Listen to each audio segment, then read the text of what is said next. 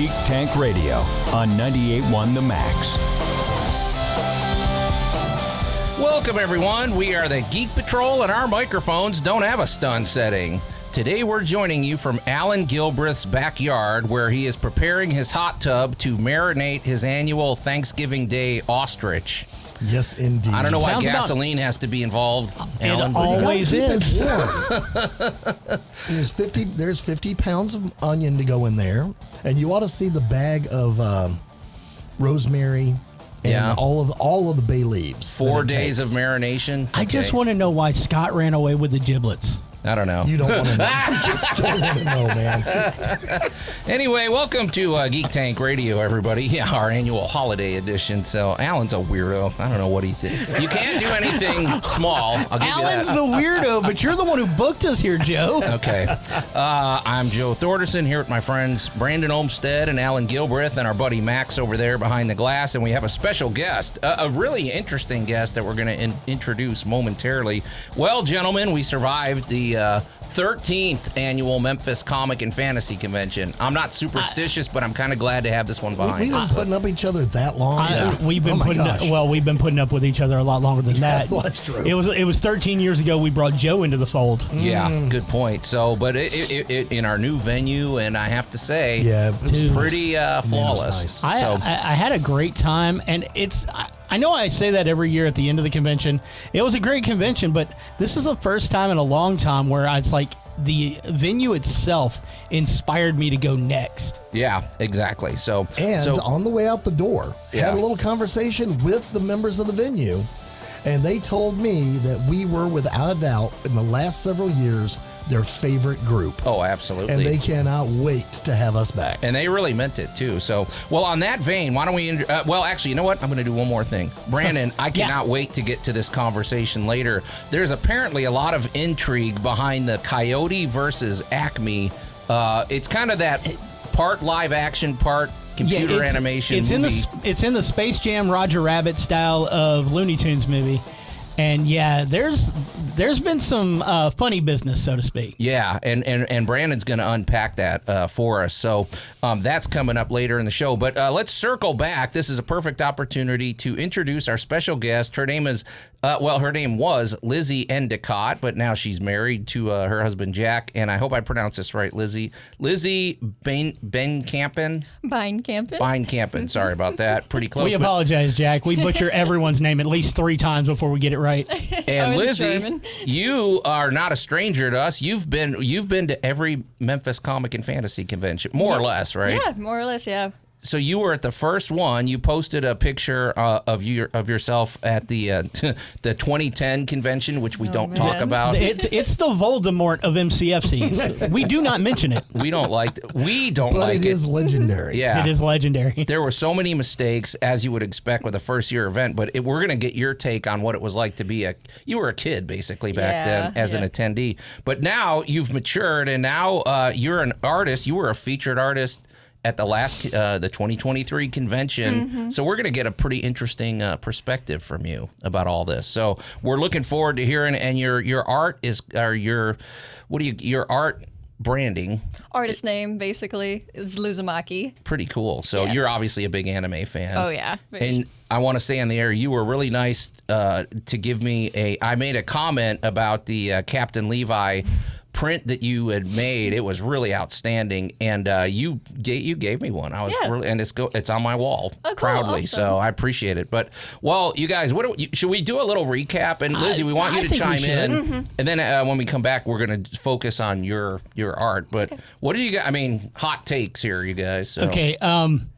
I guess my hottest take is this was the first time I've worked the convention from an actual work standpoint where I enjoyed doing registration as much as I did anything else.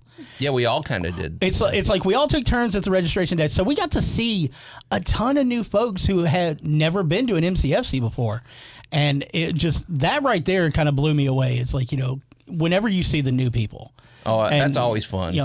Well, but Allan, you said it. The venue the general manager who looks like he's about 25 years old. I was going to say Will. 12, but I love Will. Will was great. The whole staff made a point of just telling us how happy they were we were there, which you don't get. Trust me, folks, if you run an event, you don't always get that, especially if you're You get that when you pay the bill up front. They talk about how excited they are for your event. And then they all disappear when you're finishing your event.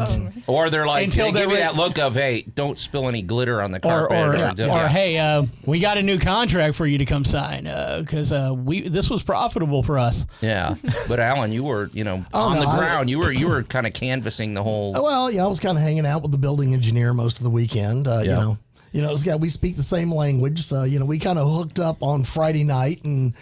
And, it was great having the staff so involved. Yeah, absolutely. And they were, and the best thing is a lot of them were, because I already knew a couple of people there. So they were coming to me with the questions. Okay, so what is that? Well, what are you doing this? Why do you do that? And so you had to translate. And then they were like, oh, that is so cool. The other thing that happened was Cumulus really kicked in big time with the convention this time. Yep. And the number of people that came up to me all weekend and go, oh, I love you nerding on at 98.1. And we love you on 98.9. And we love you at, I was like, cool. And then they were like, are you Joe or Allan? Yeah, we kind of. And then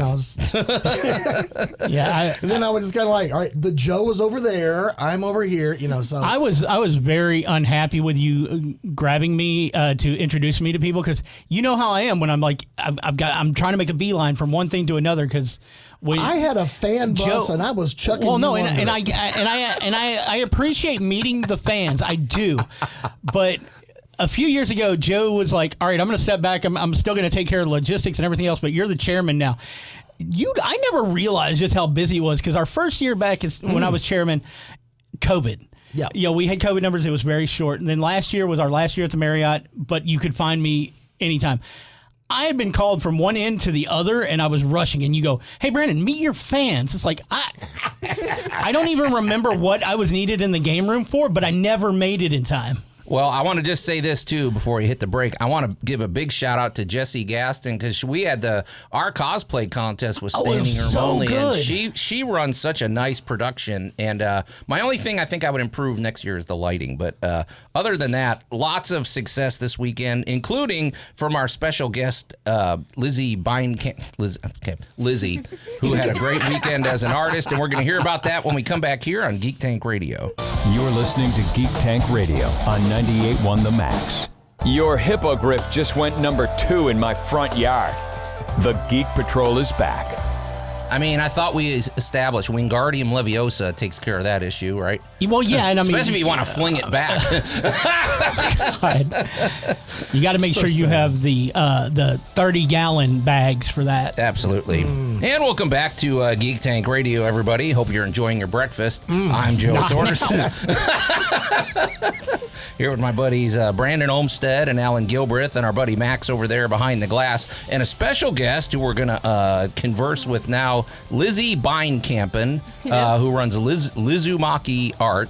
Was it Lizumaki Art, or that's just your artist name? It's Lizumaki artist name, yeah. So it's like Spock. You have one name for your art. Yes. Okay.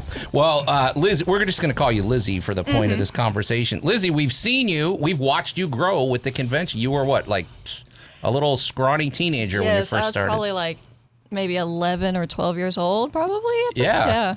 Well, I didn't realize you were at the very first one, the very first Memphis Comic and Fantasy Convention in 2010, which I personally don't like to talk about that one because all we look at are all the mistakes. But I'm curious, what did you experience? You're a kid. You don't care about all the logistical nightmares we were having. What did you think? I thought it was just like a whole nother world. Like I didn't get out much as a kid. So when I went to a con of all things, it was just like huge to me, like big bright colors, like people dressed up, like people had candy bowls all over their booths, and that's just a kid's fantasy basically, just seeing characters and cartoons and their favorite comics, and it was just a blast. Now, as far as your art, so you're 11, how were you still pursuing art at that? I mean, because I don't know when people start, when they... My family, like... everybody on my dad's side of the family are practically an artist some way, like comic related, sketches, painting, all of them, just one way or another an artist somehow. So I was exposed to art at a very young age, and I was drawing. At that time, I was trying to draw my own little comics and mangas and stuff because I was already exposed to that at a very young age. Were you writing too? Yeah, I was trying my best to write. I mean, I probably didn't have the skills at the time, but yeah. See, this is, folks, if you're out there and you've never been to a convention, believe it or not, and Allan and Brandon, you guys know that. Oh, yeah. This is a huge celebration of the arts, and we're not kidding. I mean, this is, you're a kid. I'm sure your teachers were trying to get you interested in Mozart and Picasso and all this, but yet your gateway into art was the convention scene. So I mean, there's something to that. It's all out there on the table. So. Well, one of the things we've always been very adamant about with MCFC is the promotion of the arts. It's the impetus behind Geek 101 and the various things we've done with the schools. So to actually see after your sales this past week, I'm going to say a success story of someone who started off as, who was at our first con, was into the scene, and now you were our featured vendor. I mean, you walk in the door and it was you and it was Laddie. Yeah.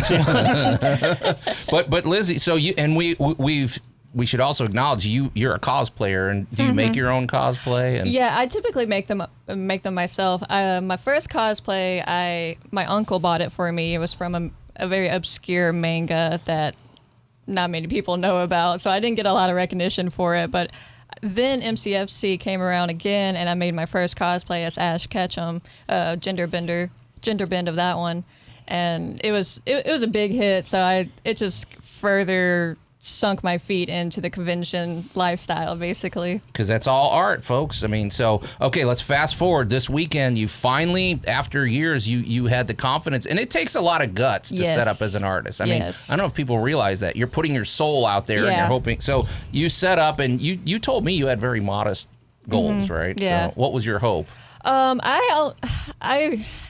Social media, I was trying to do my best to sell my art on there, and it really wasn't working as well for me as people kept on telling me to do, promote it as much as possible on Instagram and all this. So I kind of tripped up a little bit on Instagram and just didn't really get my flow of sales and stuff like that. So I was like, maybe I can try in-person booths, basically. And I did MCFC to kind of celebrate that being my first con, and I was like, it's appropriate to have my first booth at the first con I went to, and I can say, wow, the the amount of sales that I got were a lot.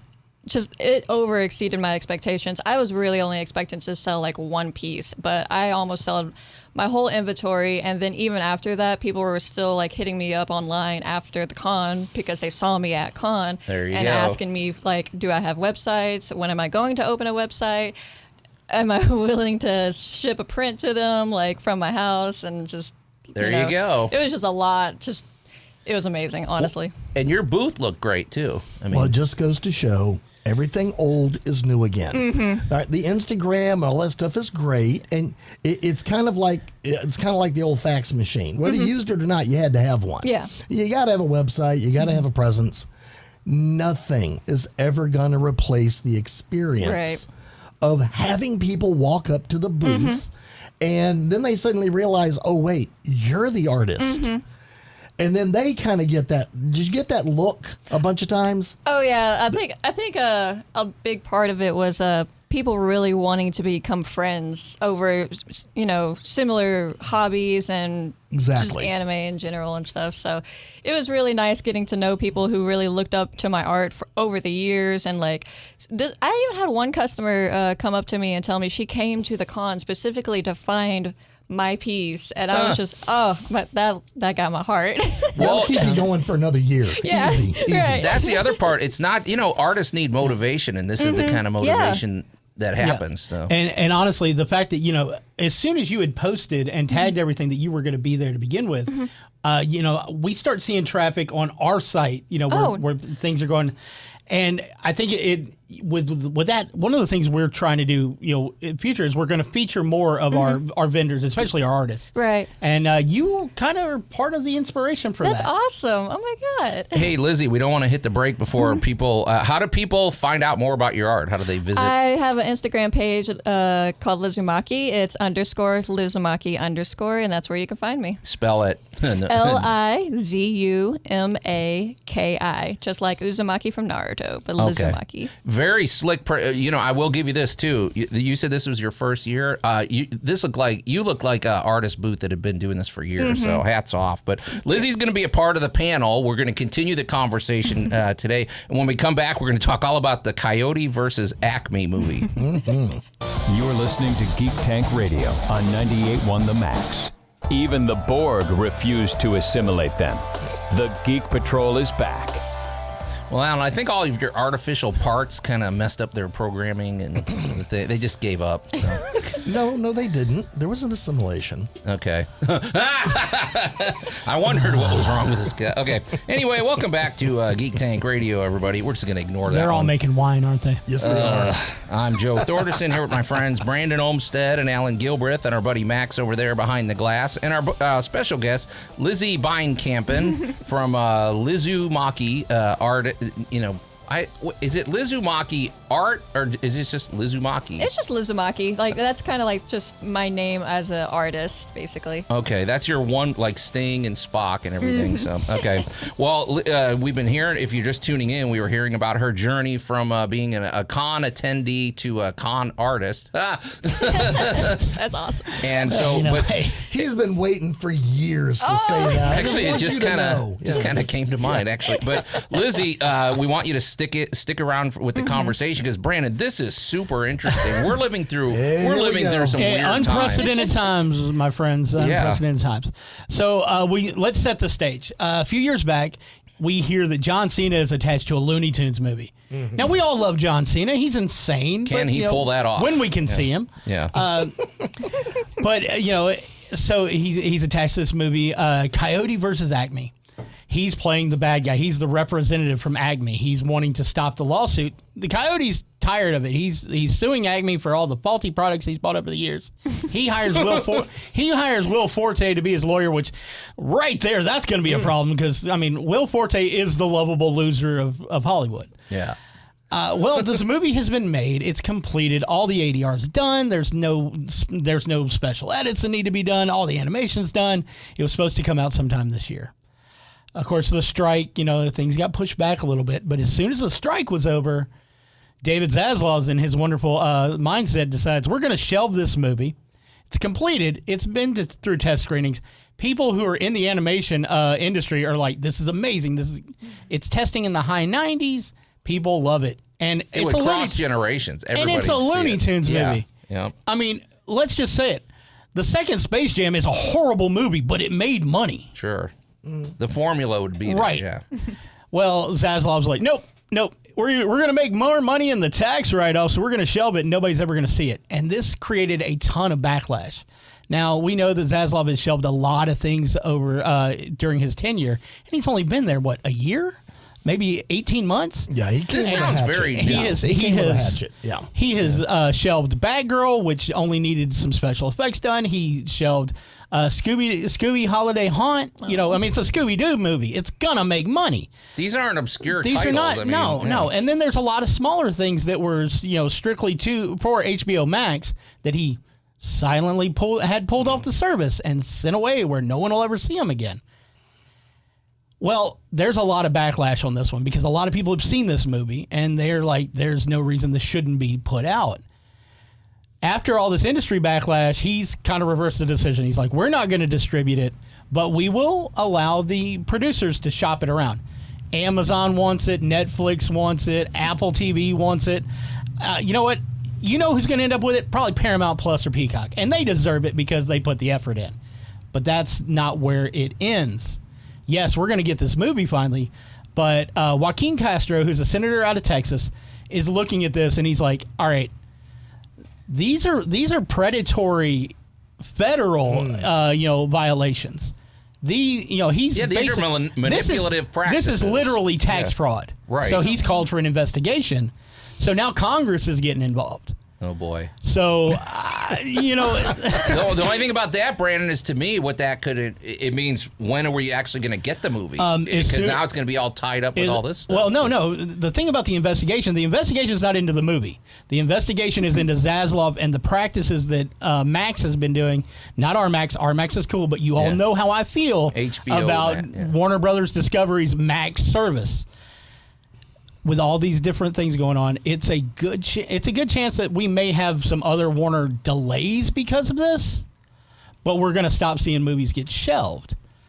Now, that's just the tip of the iceberg. We're starting to hear now from people who were in the test screenings and people who have, their mindset is changing. Warner Brothers has always been one of the big guns. Right. And, speaking of guns, you know who one of the producers is on Coyote versus Acme? I think I can guess. Yeah. James Gunn. Okay.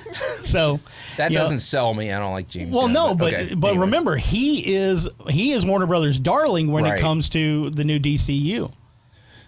We're hearing from people like Brian Dunfald, who was the director on No One Can Save You, which was a big hit this past year. It was a sleeper hit, but all of a sudden, this movie that was made for almost nothing is making $300 million in profits. And he apparently had a treatment of something that he was taking to Warner Brothers that he is now refusing to do any business with them. Yeah, why would you want to do business with a company where you don't even know if it's going to make it? So. And this is one of the things, the guys who did Batgirl, who they also worked on Miss Marvel. Right. They came out and they were saying the movie was a labor of love. They just wanted people to see it. They didn't really even care about the profit. They got paid. But now nobody's ever going to see their movie. The same with the guys who worked on Scoob and the various other things that have been shelved. And now it just genuinely looks like fewer people in Hollywood, now that the strike's over and people want to work with Zaslav, which is going to affect WB's slate across the board. Can he be fired? I mean, he's a they vote him CEO, out? But there's enough board members that they could pretty much, they could string him up. They could run him out of town. He may just be a memory. Yeah. I'm seeing the next movie coming out from one of the other big producers. Oh, called the Warner producer. Oh, and it's going to be a takeoff of the original producers. And it's going to be a sad musical as they run Zaslav out of the business. I would love to say that that'll happen, but it's just going to end up being a Netflix original. That's okay. I could go with that. I don't know, man. The thing about it is you're making art. You're part of it is you're trying to create hype and excitement for a movie. And if your studio just has this reputation, I mean, I don't know, man. It's a poison pill. Well, I mean, and this is one of the things, and it's starting to affect, other people because, Gunn was talking about how Legacy's going. And he's like, in the next movie, and people are like, you may not get another movie. Legacy may get shelved. All right. Well, we're going to continue unpacking the drama when we come back here on Geek Tank Radio. You're listening to Geek Tank Radio on 98.1 The Max. If growing orcs in the backyard was easy, everyone would do it. The Geek Patrol is back. I mean, that's true. They keep eating my Fertilizer grapes. is the key. Yeah. Well, I mean, you need them so they can keep dunking the ostrich in the... Right. Yeah. It's the, I don't like the treatment that you give them after they're fully grown, Allan. That's Anyway, let's move it along. This is a depressing topic. And welcome back to Geek Tank Radio, everybody. I'm Joe Thorderson here with my friends Brandon Olmstead and Allan Gilbreth and our buddy Max over there behind the glass. And our special guest, Lizzy Beinkampen from Lizumaki. That's her artist name. I should have just introduced you that way. If you're just tuning in, Lizzy has grown up with the Memphis Comic and Fantasy Convention. You showed up when you were about 11 years old to the first one in 2010, and then you were a vendor at last week for the first time. You were an artist guest at the Memphis Comic and Fantasy Convention. Sold out pretty much most of your stock. Had a great time, and we're looking forward to having you next year. So, Brandon, this whole thing, I think we ought to get Lizzy's take on this. Oh, yeah. You're talking about the Coyote versus Acme movie, which is being shelved. Also, it's not the first. There's been, Batgirl. There's been others. There's been plenty of them. But yeah, Lizzy, you're an artist. Now imagine that someone commissions a piece of you from you, and it's like it's going to be this big mural that's going to be out in public. People are going to see it, and everything. But then you put all your time, all your effort, all your heart and soul into this thing, and you're really excited for people to see it. And then the guy ahead of you, who was paying for all this, goes, "You know what? I'm just going to hide it in my back vault, and nobody's ever going to see it. I'm going to take a tax write-off on the mural." How do you feel about this? Oh, I cringe. Yeah, no, the higher ups for movies probably feels more like algorithms for me in social media. Where like you work so hard on a piece and you're so proud of it and you go to post it and you get like 1 like, and it's probably like an Instagram bot telling you to post it on their art page. Right. It's basically what it seems like to me. It's someone who basically likes it so that it'll show up in their inventory for shirts they're selling later on. Basically, yep. Yeah, that's the thing. Being an artist, it takes courage, like we said. But this is a whole different. This is a calculated. This is strictly about money. But I think it's very foolhardy because it's not just about money when you're making art. Exactly. It's you put a piece of yourself in anything that you make. Yes. Yeah. So let's ask it from a different point of view. Hey, Allan, as someone who's been known to exploit artists, I'm sorry, that you're a publisher. I was. What is your take from? I know there have been books you've had to suppress for other reasons. Well, but they're your writing, so it didn't matter, because you were like, okay, this is going to be a little too much. It's going to cause riots. Are you trying to play devil's advocate? Well, I want to see if Allan can give us what might be going in the mindset of Zaslav. Well, I know exactly what's going through Zaslav's mind. Is he's taking a look at it, and again, I'm going to pick on the producers, right? Because that's exactly what this is. So he has a business, and then he has a bunch of accountants. And they're sitting around going, well, what is the risk? What is the risk versus reward on any project? So as an artist or as a writer or as a filmmaker, you look at people and at the convention, you put a lot of your work into it. And hey, my work was worth the $40. You're going to pay me for this print. Okay, cool. All right, well, let's step it up. Let's say you're going to go to an art book. Oh, yeah. All right. Well, see, now an art book is going to cost you a little more. So I'm going to go to the late, great Mitch Faust, who had the world's greatest way of producing an art book. He had a Patreon system, and basically he pre-sold his art book. And he would pre-sell 20, 30,000 copies of it.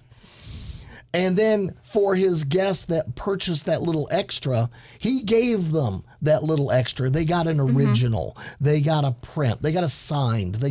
So his risk versus reward was, hey, if you guys like my stuff, trust me with your $20 and I'm going to send you a great book. Right. And he did this for decades. So that, and I am crushed that I'm not going to get one next year. So I'm just saying. I'm just saying. There's something we need to talk about off the air. There's an end to the Mitch Faust production at this point. May he rest in peace. So now let's step up to a movie. You want to go to a movie? Well, now somebody needs $2 million, $10 million, $100 million, and now you can play an accounting game where, well, we put $50 million in, we insured it for this much. And we are going to place this much as a lost revenue versus something we made money on. And like the producers, we could make more money by not releasing it than we can get our money back. Allan, what you're describing reminds me exactly of the robot producers on Futurama. It is strictly just about numbers and graphs and everything. And that's a pretty bleak future for art if that's what it is. And I mean, it's not going to go well. Nobody's going to want to do business with Warner and exactly anymore. Because what you're missing is that human element that makes something click. You're missing the excitement. You're missing the chemistry. You're missing the reason this project worked or this project failed. Because we've had $100 million projects that tanked. An algorithm. We're going to go ahead and just say the Flash. Yeah. And an algorithm was terrible. And an algorithm would never have told you that Napoleon Dynamite is going to make like $1 billion or whatever. Oh my or gosh! something. On paper, that had to look like a train wreck. So I We have think got the worst looking people in the world going to do the dumbest things we can think of them to do. But what they didn't get was you liked everybody you saw on the screen. and art is unpredictable, and you can't predict what's going to happen in the cannot predict zeitgeist. that. So but if you just keep making it about numbers, I Now, think you we're have going to a be character following like- this story. Yeah, but you have a character like the Coyote. He is the universally loved loser.